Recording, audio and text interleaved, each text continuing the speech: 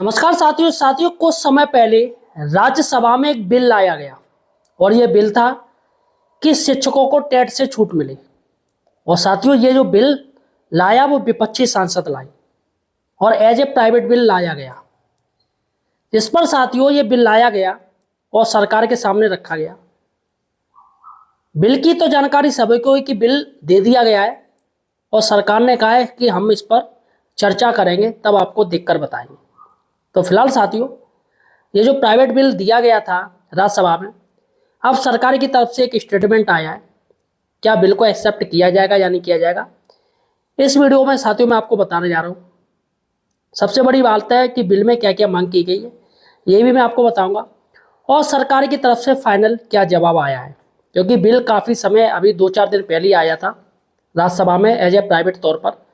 तो पूरी जानकारी आपको इस वीडियो में मिलने वाली है। अतः साथियों सही और सटीक जानकारी के लिए आप हमारे चैनल द एम्प्लॉयड हेल्पर को सब्सक्राइब जरूर कीजिए। जी हाँ साथियों, सही और सटीक के लिए देखिएगा साथियों। टेट अनिवार्यता से प्रभावित शिक्षकों के सेवा हितों के लिए रक्षा के लिए संसद यानी राज्यसभा सांसद हैं डॉक्टर जॉर्ज ब्रिटास द्वारा एक बिल लाया गया, प्राइवेट बिल था इनका। और साथियों आखिर क्या है न्यू अमेंडमेंट बिल 2026 और टेट अनिवार्यता खत्म हेतु राज्यसभा में बिल पेश हुआ।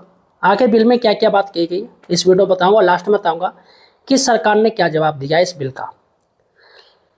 पेश किए गए नए संशोधन बिल के बारे में आज बात करेंगे। शिक्षकों की सेवा सुरक्षा वरिष्ठता और प्रमोशन को लेकर संसद में महत्वपूर्ण नया संशोधन बिल पेश किया गया था। यह बिल राज्यसभा सांसद डॉक्टर जॉन ब्रिटास द्वारा the right of children to free and compulsory education यानी अमेंडमेंट बिल 2026 पेश किया गया। यह बिल विशेष रूप से उन शिक्षकों के लिए एक बड़ी राहत और सुरक्षा कवच की तरह है जो आरटी लागू होने से पहले अपनी सेवाएं दे रहे हैं। संशोधन बिल यानी अमेंडमेंट बिल के मुख्य पॉइंट क्या है मैं आपको बता रहा हूँ और किस तरीके से ये बिल काफ़ी खास बनना है टीचर्स के लिए। पहला पॉइंट है साथियों, टेट की अनिवार्यता केवल नए शिक्षकों के लिए होनी चाहिए, इस बिल में कहा गया है। इस बिल में स्पष्ट कहा गया है कि टीचर एलिजिबिलिटी टेस्ट यानी टेट पास करने या किसी भी अन्य शैक्षणिक योग्यता की शर्त केवल कानून लागू होने के बाद नियुक्त होने वाले नए शिक्षकों पर ही लागू होनी चाहिए। जैसे आज कानून बना तो ओबियसली कल जो नई भर्ती होगी उस पर लागू होना चाहिए। दूसरा पॉइंट है पुरानी सेवा शर्तों से कोई छेड़छाड़ नहीं होनी चाहिए। आरटी एक्ट से पहले भर्ती नियमों और प्रक्रियाओं के तहत नियुक्त किसी भी शिक्षक से जबरन कोई नई योग्यता हासिल करने की मांग नहीं की जाएगी।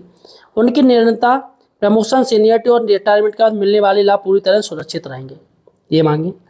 उसके बाद तीसरा पॉइंट है दंडात्मक कार्रवाई पर रोक, किसी भी तरीके की कोई पनिशमेंट नहीं होना चाहिए। परीक्षा पास न कर पाने या नई योग्यता न होने के आधार पर किसी भी पुराने शिक्षक को अनिवार्य सेवानिवृत्ति या सेवा समाप्ति या प्रमोशन वंचित करने जैसी दंडात्मक कार्रवाई नहीं की जा सकती है। तो ये बिल में लाया गया है, काफ़ी अच्छा बिल है।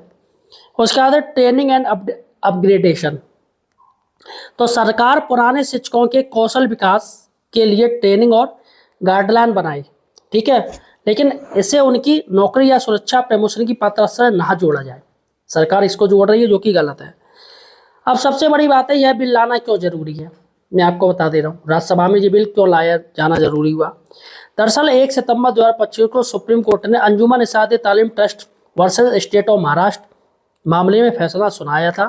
कोर्ट ने कहा था इन सर्विस शिक्षकों को 2 साल के भीतर यानी 1/9/2027 से पहले टेट पास करना होगा, अन्यथा उन्हें अनिवार्य सेवानिवृत्ति दे दी जाएगी, उनकी नौकरी छीन ली जाएगी।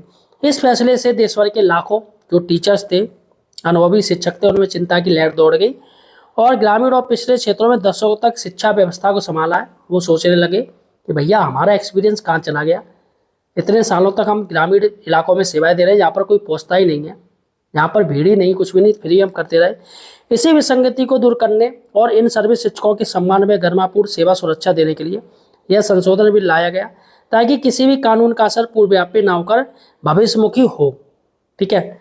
इस बिल को वर्तमान स्थिति करंट स्टेटस क्या है, यह बिल अभी एज इंट्रोड्यूस यानी संसद में पेश किया गया, इंट्रोड्यूस किया गया। इसे कानून बनने के लिए संसद के दोनों सदनों से पास होना और माननीय राष्ट्रपति महोदय की स्वीकृति मिलना आवश्यक होगा। यह बिल सीधे तौर पर संकट को कानूनी रूप से खत्म करने का प्रस्ताव देता है। यदि यह बिल पास हो जाता है तो पुराने शिक्षकों को बिना किसी परीक्षा के भय से अपनी सेवानिवृत्ति तक काम करने का, प्रमोशन पाने का पूरा वैधानिक अधिकार मिल जाएगा। सबसे बड़ी बात है साथियों कि सरकार तो वैसे भी कोई प्रमोशन करना नहीं चाह रही है, ना ही कुछ हुआ है।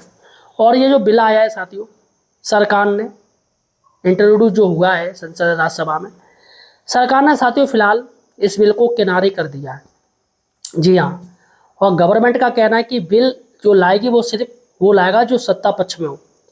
विपक्ष कोई बिल लाएगा कोई मतलब नहीं, कोई मान्य नहीं है, क्योंकि सत्ता उनके हाथ में नहीं है। तो जो भी बात होगी, जैसी भी बात होगी, चाहे भले की हो चाहे बुराई की हो या कोई भी हो, वो सरकार करेगी। विपक्ष को हक नहीं है। विपक्ष चाहे कितने भी बिल लाए, कोई फ़ायदा नहीं, कोई मायने नहीं। तो फिलहाल साथियों सबसे बड़ी बात है कि विपक्ष भी साथियों एक सुर में ये आवाज़ नहीं उठा रहा है। अगर सारे विपक्ष एक साथ हो जाए और पक्का साथियों टेट का बहिष्कार करें, लेकिन विपक्ष राजनीतिक चाल देखता है, अपना फ़ायदा देखता है, तभी बात करता है जब उसमें उसका फ़ायदा हो। तो फिलहाल साथियों ये अमेंडमेंट बिल है जो कि सरकार ने नकार दिया है और कह दिया है कि कोई फ़ायदा नहीं, ऐसे आप कितने भी हज़ारों बिल लाओ, हम पास नहीं करेंगे, ना ही कोई चर्चा करेंगे। फिलहाल आप अपना वोट बैंक देखिएगा, हम अपना वोट बैंक देख रहे हैं। फिलहाल साथियों आपका क्या कहना है इस बिल के बारे में मुझे कमेंट सेक्शन में बताइए। धन्यवाद।